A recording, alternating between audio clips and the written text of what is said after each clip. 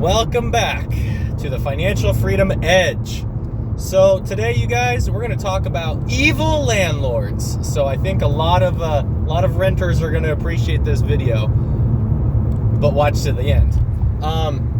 So recently I posted something on Facebook, and I caught one person. Surprisingly, I don't even know why they're my friend on Facebook, because everything I post is like real estate related, making money, investing.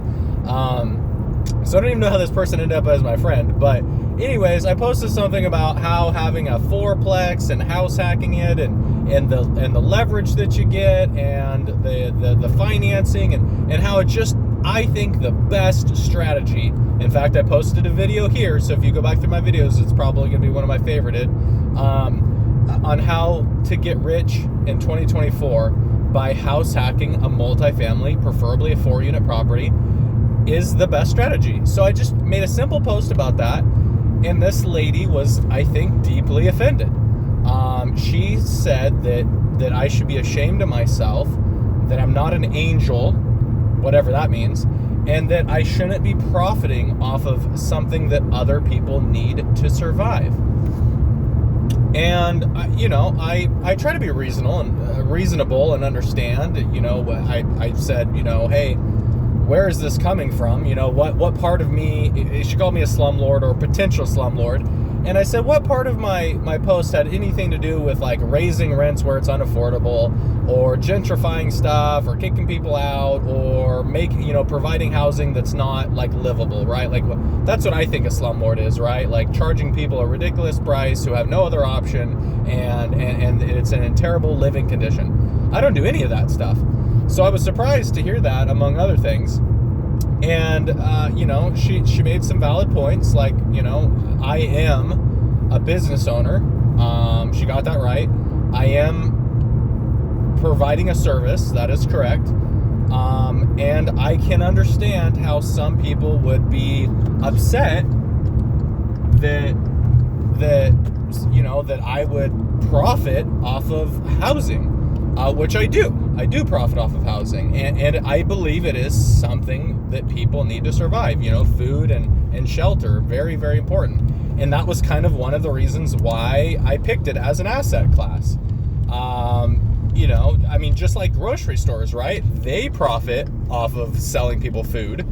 So I'm not exactly sure what her point was, because I'm definitely not the only person who's making money off of necessities. And the thing that also kind of sparked my curiosity was that she is a business owner. So I was trying to relate to her as a business owner. I said, hey, I see that you are a small independent entrepreneur. You're selling crafts and homemade whatevers. You try to make a profit off of your business, don't you? And she said, well, this isn't the same. People don't need my stuff. They need housing. And I said, okay, so just because we provide different services, I should discount my service, but you don't have to discount your service. So, I was just trying to and I'm sure, via text, right, on the internet, it probably came off as me being a troll and trying to antagonize her and stuff, which slightly true, but honestly, I was trying to give her a fair chance. Like, okay, explain this to me. Like, why should I spend hundreds of thousands of my own dollars that I've worked for, right? Like, I didn't just get that money. I had to work for it. So hundreds of thousands. And I asked this question. I said, how can I justify spending hundreds of thousands of my own dollars for down payments? How can I justify having really good credit and, taking the risk and renovating these properties and renting them out to complete strangers, and all of the slew of dealing with the headache of managing this stuff, because I self-manage. When something breaks, they call me and I have to fix it, right? So, that's a lot of risk, that's a lot of headache. There's constant money going out because I either have vacancies, I have to fix something, whatever, right? A $6,000 shower remodel because the shower was leaky. A $5,000 furnace because the furnace was about to go out, right? Like, none of my tenants had to pay for any of that stuff. I did. And I had to pay for it immediately, right? So luckily, you know, I care about my tenants. I want them to have not leaky showers, and I also care about my properties as well. So I did those things. But I was trying to explain to her, like, you know, I don't know what it took you to start your business. You know, you got to, you know, sounds like you have some skills. You're you know, making product and stuff, which is awesome. But my business took a lot to start, right? It took hundreds of thousands of dollars. I have to navigate the entire tenant, the tenant landlord legal system. I've had to pay attorneys, you know, money, right, to like deal with stuff and write contracts and you know, explain things to me to make sure I'm educated. And you know, you buy your thing and you make it and you mark it on Facebook. But here's the thing, people can burn my house down, right? They cannot pay me. Like, there's a lot of risk, right? Like, if somebody orders your product and they don't pay you, which I'm sure she would take payment first, but if they don't pay her, what is she out? 15, 20, 30, maybe $100, right? Somebody doesn't pay me, I'm out thousands, right? So it's a bit different, you know, and I can't kick them out either, right? Like in Oregon, specifically Portland, Oregon, but even on the outskirts where I invest, it's really difficult to get rid of people, even if they don't pay you. Like, then you have to evict them, and it costs a lot of money, and you have to pay the money, and you have to pay the attorney's money, and you have to wait while they sit in your house and not pay you. It's crazy, right? A lot of risk. And so I was just trying to like explain this to her, because I don't know if she knows. I'm assuming she's a renter, or at the very least not a landlord, even if she's a homeowner. Explain this process to her of like all this risk and all, like I had to put my credit on the line. I'm responsible for these loans if people don't pay. I have to fix everything. And for some reason she just was like really like against it. She was like, you shouldn't be making money off of this. And then, you know, I basically told her, I said, you know, obviously you have very entrenched ideas of what, you know, people can and can't make money on, and that, you know, housing is a human right and all that other stuff. And I get that. I'm not going to change your mind. And I also told her, I said, you're not going to change my mind either. I'm not taking 50% off of my rents. I'm not doing that, because I'm not going to lose money on my investment. So, and this is what I wanted to say. And somebody else, actually one of my other friends, stepped in and said, hey, Facebook user, why don't you buy a property? And why don't you rent it out to people at cost or for a loss?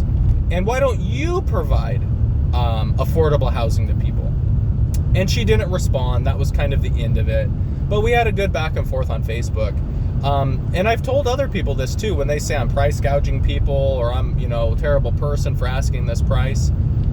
I just tell them, I said, hey, look, you go buy a house. You know, you rent it affordably to people and see what happens when you have a $6,000 shower or a $15,000 roof.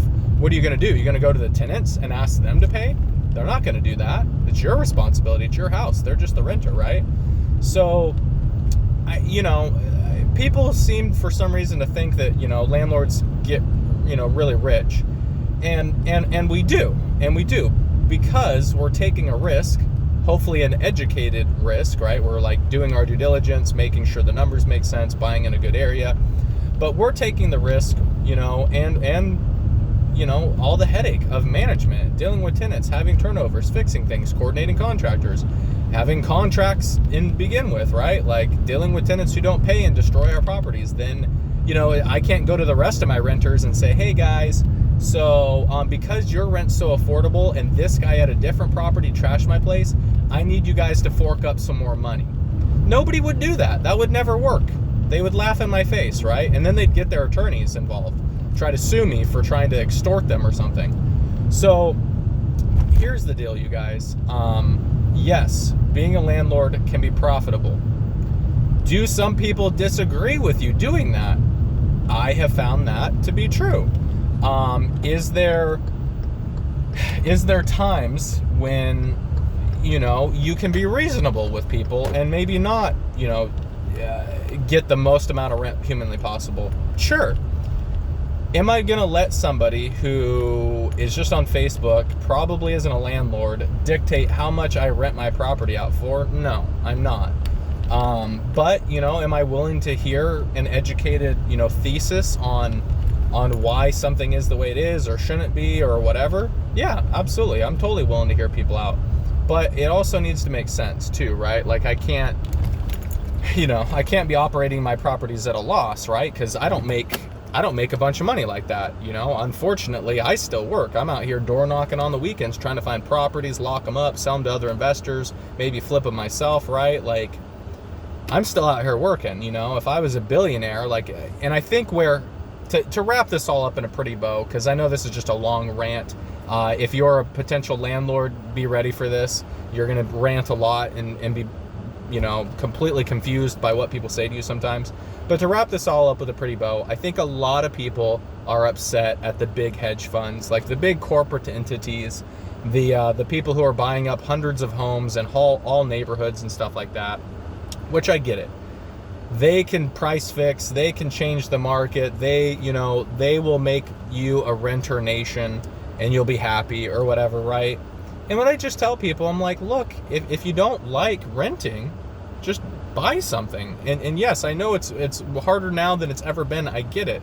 But if you need to get you, your mom, your sister, your brother, your cousin, your nephew, and your 5 best friends from college all in on this deal to buy a piece of property, then I think you depending on the deal, depending on the price, all that is, depending on if it makes sense as a rental and an investment, but I think you should. If you hate landlords that much, go buy a piece of property. If I can buy 3 pieces of property by myself with no partners, you can buy 1. So it is totally possible. So end of rant. I appreciate you guys. Thanks for listening. Catch you next time.